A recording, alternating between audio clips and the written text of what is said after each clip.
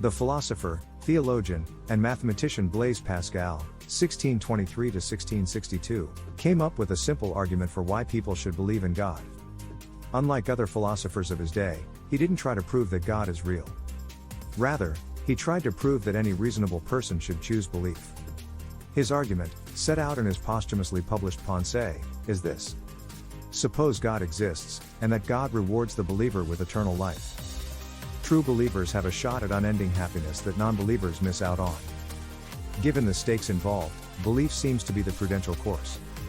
Suppose, in contrast, that God doesn't exist. What have true believers lost? Very little. If anything, Pascal thought, religious belief actually makes your life on earth a bit happier. It frees you from anxiety about death, and from the nagging sense of the ultimate futility of your actions. A recipe for belief. There's just one problem. Nobody can just choose to believe in God.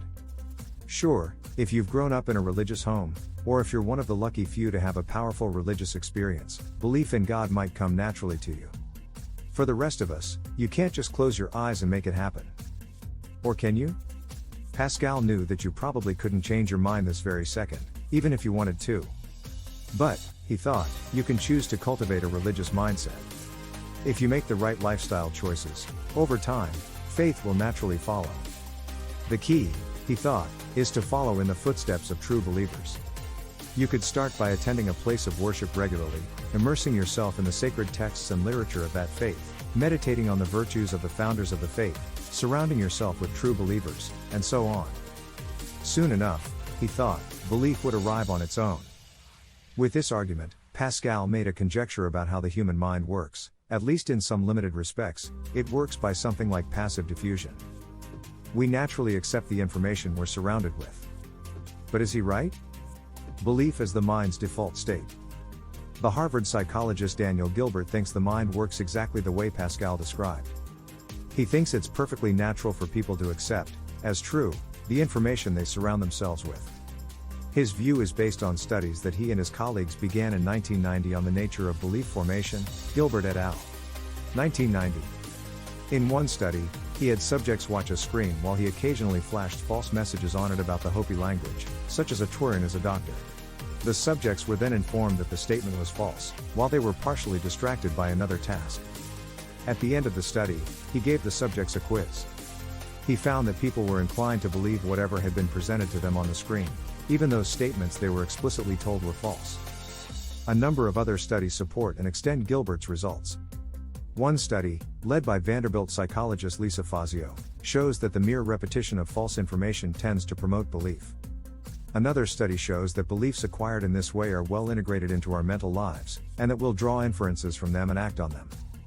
These studies show that the mind naturally and easily acquires new beliefs, and only rids itself of them with effort. Ready acceptance appears to be the default state of the human mind. The philosophers Erich Mandelbaum and Neil Levy were the first to point out the connection between Gilbert's research and Pascal's argument. In 2015, Mandelbaum and his colleague Jake Quilty-Dunn went so far as to argue that liberals who think that Fox News is vacuous, or conservatives who think that MSNBC is political ideology, shouldn't even expose themselves to it. That's because information we surround ourselves with is likely to shape how we think and act, whether we want it to or not. Mandelbaum also pointed out that, from an evolutionary point of view, it makes sense that the mind is designed this way. Most of the information we would have been exposed to in prehistoric times would have been true.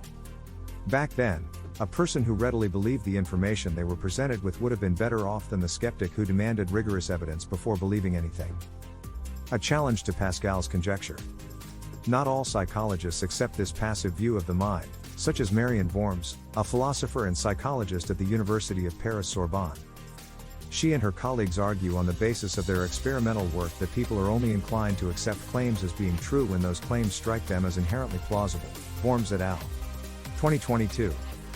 The claim that in the Hopi language, a Turin is a doctor, strikes me as plausible, so I'm inclined to accept it at face value. Worms showed that the same isn't always true when statements are inherently implausible, such as the claim that in Florida, the law forbids single women to parachute on Sundays. People seem to resist automatically believing statements that don't mesh with their existing beliefs. A recent study, however, suggests that the mere repetition of even wildly implausible claims, such as elephants run faster than cheetahs, tends to increase belief. The psychologists' debate will continue. For now, at any rate, the evidence appears to support what Pascal surmised. If you want to be a full-fledged religious believer, the best thing to do is start acting like one.